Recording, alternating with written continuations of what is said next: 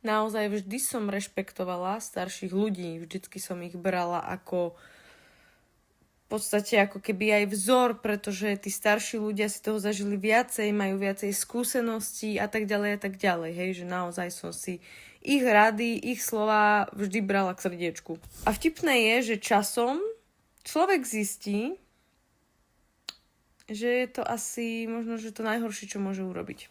Pokiaľ ten človek, ten starší človek žije napríklad v nenávisti, závisti a podobných negatívnych emóciách. Od takých ľudí si prosím vás naozaj neberte k srdiečku nič. Či už by vás za niečo kritizovali, alebo by vám dávali rady, že ako čo máte urobiť. Nie. Fakt. Nie. A pokiaľ neviete, či si tú radu zobrať k srdiečku alebo nie, či sa riadiť podľa nej, tak samozrejme vždycky je najlepšie radiť sa podľa seba. Ale pokiaľ by ste fakt, že nevedeli, čo máte robiť, stačí sa pozrieť na to, aký život ten človek žije.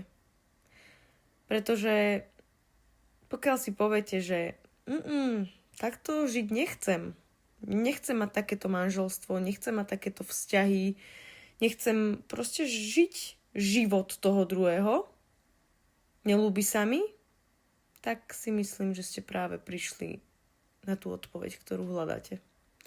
Že za žiadnych okolností si od takéhoto človeka neberte rady.